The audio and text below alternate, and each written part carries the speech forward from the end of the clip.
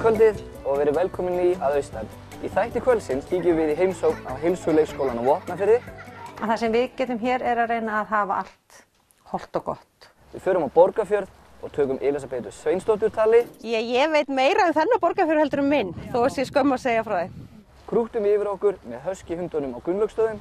Þeir eru ótrúlega skemmtilegir, oft mjög skapgóðir, þeir eru sjálfstæðir, þeir gera yfirleitt ekkert fyrir þig nema langi til þess. En við byrjum þáttinn í beitusskúrnum í Neskaupstað. Þegar keyrt í gegnum Neskaupstað blasir við fallegur svartur kofi niður við sjó og út frá honum liggur bryggja.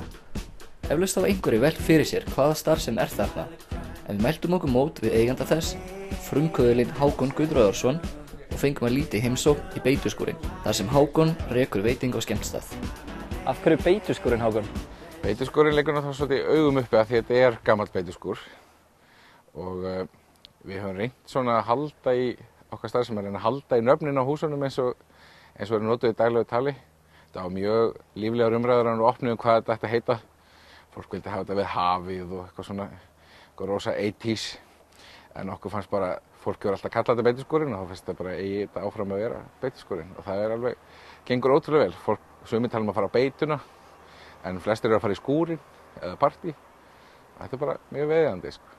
Það rétti á Hákoni að nafnið beitusskúrinn hæfir staðnum vel, en saga hússins á Norðfirði telur næstum 100 ár, en uppalega var þó húsið byggt fyrir útgerð. Við tökum við þessu 2016, haustið 2016, og lengi búin að horfa á þessar tvo skúra eins og kallað hérna niður í fjörunni. Þetta væri flott staðsetning fyrir ferðaþjónustu, en þeir voru ekkert á fölu, ekkert falir. Þannig að, en svo eigandinn af þessu húsi, hann fer á eftirlaun og hættir að sigla og kemur til okkar og segir okkur að hann langi að þetta hús komist í einhver almennilega notkun og hann vitið að við munum gera það vel. Svo það eiginlega svona datt upp í hendurinn á okkur eins og við höfum kannski einhvern tímann óskað okkur og við vorum ekkert að plana þetta þegar að þið kom. En við vorum mjög fegnir að fá þetta inn og þetta var mjög skemmtilega framkvæmd að gera þetta upp. Þetta hús er rosalega mikið upprænlegt og rosalega góð bein í því. Þá þurfti hann að móka svolítið út og alltaf endurnýja alltaf utan. Út frá skúrnum liggur bryggja sem hefur samhliða verið tekin í gegn, en hugmyndin er að bátar hafi þar sumarlegu. Kannski 8-10 bátar sem geta haft sumarlegu hjá okkur. Og það verður mjög spennandi og skemmtilegt því að þessi litli bryggjustubur okkar var mjög mikið nýttur í fyrra sumar. Það var mikið traffík og kemst bara einn bátur að í einu og menn töluðum að við varum ekki með þess að drive-thru heldur sail-by. Menn gætu hringt inn úr höfn þegar við vorum leiðin út og panta mat og veitingar og koma að stoppa hérna. Þannig að ég vissum að þetta átti að gera ennþá meira líf hérna í þessari fallegu vík að fá hérna sumarlegu fyrir báta. Og veistu til þess að þetta sé hægt við á Íslandi að fá svona sail-through, sail-by? Sail-by?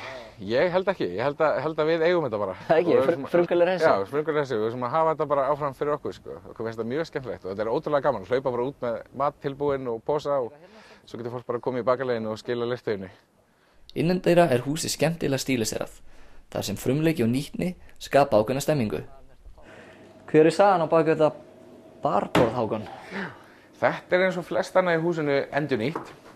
Þegar það dettur upp í hendurinn að þeir að búa til nýjan veitingastað og bar að hausti til þegar það var ekki inn í fjárhagsáætluninni að fara í framkvæmdir, þá þarf maður alltaf að vera svolítið úrræðagóður og nýtinn og við erum þar reyndar þegar og ég erum þar gríðarlega mikill safnari og samkaði mér og þannig reyndist fjölskyldunni það mjög vel að ég var alltaf að fylla alltaf geymslur einhverju dóti og við náðum í alls konar hluti út allt bara úr geymslum með fólki. Ég held ég hef aldrei framkvæmt svona interior fyrir jafnlítið og fór strax að spyrjast út orðið hjá Austfirðingum að það væri að opna svona bryggjubar og það fór alls konar kallar að opna geymsluna með gömlu sjávardóti og svona. En þessi bar var alveg það skemmtilegasta sem ég náði í. Það var auglýsing á netinu, það var þetta bara framhliðin og þetta er sem sagt gamla grátur úr kirkju og það var sem sagt auglýs úr dánarbúi og konan hafði ekki gert fyrir ráð fyrir svona mikill ásókn og ég hafði samband og ég var alveg númer 15 í röðinni og ég eiginlega byrjaði að gráta minna á hana út af grátunum, segðan ég var að búa til gamla bryggju bara út á landi og svona.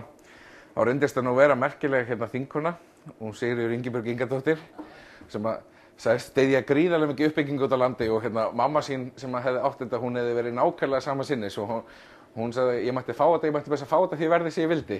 Og þá var búið að yfirbjóða mig. Hún vildi endilega fengi þetta. Og reyndar eru þau svo miklu vinir í þessum samræðum að hún endaði að senda mér alls konar dót í viðbót í þetta. Og sagan er þannig að mamma hennar var út í Harrods-versluninni í London einhvern 7. áratugnum og sá þetta í útstillingu og hún náði að gráta þetta inn á sig líka að fá þetta keypt og þurfti að hafa mikið fyrir því að fá þetta sent til Íslands.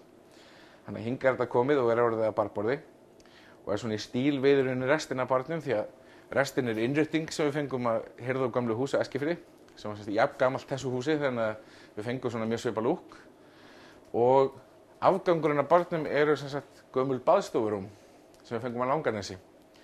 Þannig að barinn alveg 100% bara endursmíðaður úr einhverju gamlu.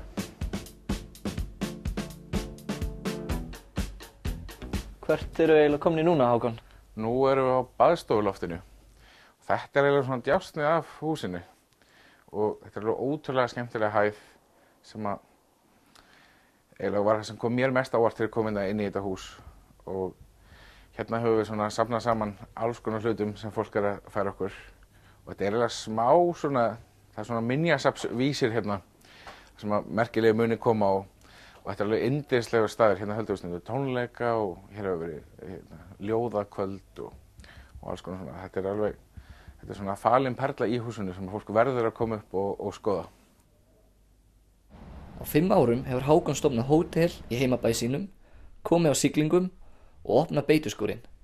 Hvað ætli sé næst hjá þessum frumkvöðli? Veit það ekki alveg. Allavega engin sérstök útrás í huga, sko. Ég held að núna snúi þetta bara aðeins meira inn á við að gera betur það sem maður er að gera. Ég væri til í að rækta meira. Ég svona fundi mín ástríði í garræktinni og salatinu og því öllu. Svo bara er ég svona hérna að skoða málið núna. Það er sjaldan verið jafn lítill útrásar hugur í mér eins og í augnablikinu. Ég held að það voru gaman að sjá, en ég efast um það eftir ára verið fann að gera eitthvað nýtt viðbót sem ég er ekkert með í hugunum í dag, sko. Hlökkum til að fylgjast með því. Takk fyrir. Takk.